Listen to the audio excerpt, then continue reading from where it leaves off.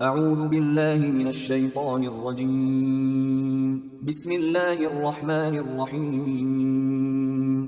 سورہ یوسف آیات نمبر 43 تا 49 میں بادشاہ کے ایک خواب کا ذکر اور اس کی تعبیر کے لیے حضرت یوسف علیہ السلام کا قید خانے سے طلب کیا جانا، حضرت یوسف علیہ السلام کا خواب کی صحیح تعبیر بتانا۔ اعوذ باللہ من الشیطان الرجیم وقال الملك انی ارى 7 بقرات سمان يأكلهن 7 عجاف و7 سنبلات خضر وأخر يابسات۔ اور ایک دن بادشاہ نے دربار کے لوگوں سے کہا کہ میں خواب میں دیکھتا ہوں کہ 7 موٹی گائے ہیں جن کو 7 دبلی گائیں کھا رہی ہیں، اور 7 سبز خوشے ہیں اور 7 خشک ہیں۔ یا ایہا الملأ افتونی فی رؤیای ان کنتم للرؤیا تعبرون۔ اے دربار والو، اگر تم خوابوں کی تعبیر کا علم جانتے ہو تو میرے خواب کی تعبیر بتاؤ۔ قالوا اضغاث احلام وما نحن بتأویل الاحلام بعالمین۔ درباریوں نے کہا کہ یہ تو محض پریشان خیالات ہیں اور ہم اس قسم کے خوابوں کی تعبیر سے واقف نہیں ہیں۔ وقال الذي نجا منهما وادكر بعد أمة أنا أنبئكم بتأويله فأرسلون۔ اور ان دونوں قیدیوں میں سے رہائی پانے والے کو ایک مدت کے بعد یوسف اور ان کی کہی ہوئی بات یاد آ گئی، سو وہ فوراً بولا کہ اگر تم مجھے قید خانے تک جانے کی اجازت دے دو تو میں تمہیں اس خواب کی تعبیر بتا دوں گا۔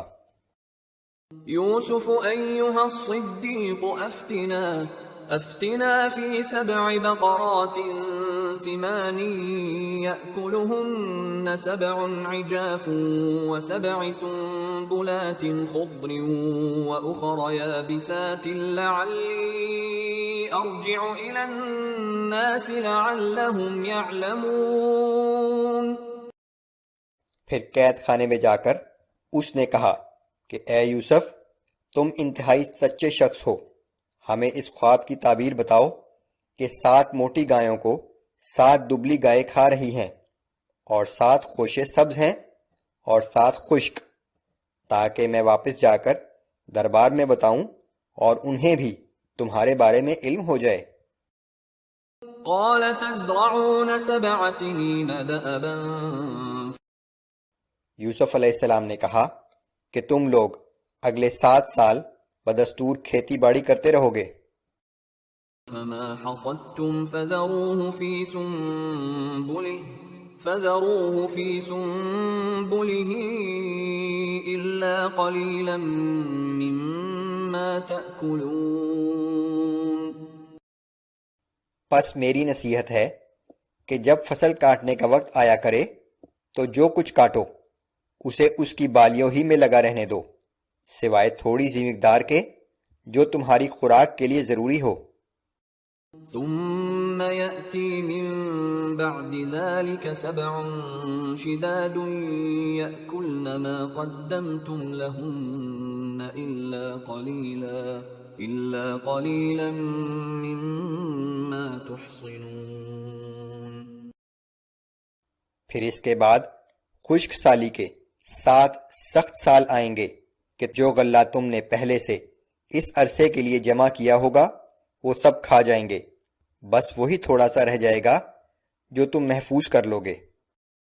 ثم يأتي من بعد ذلك عام فيه يغاث الناس وفيه يعصرون۔ پھر اس کے بعد ایک ایسا سال آئے گا کہ لوگوں کی فریاد رسی کی جائے گی اور خوب بارش ہوگی، اور اس سال میں لوگ پھلوں کا رس نچوڑیں گے۔ طویل مدت کی پلاننگ دور حاضر کی اختراع سمجھی جاتی ہے، لیکن اللہ کے نبی حضرت یوسف علیہ السلام نے آج سے ہزاروں سال پہلے کم و بیش اگلے 14 سال کی پلاننگ کا خاکہ پیش کیا، اور پھر اس پر عمل بھی کیا گیا۔ پلاننگ اللہ پر توکل کے خلاف نہیں۔ توکل کا مطلب ہے کہ انسان اپنی عقل و فہم کے مطابق ہر تدبیر اختیار کرے، پھر نتیجہ اللہ پر چھوڑ دے۔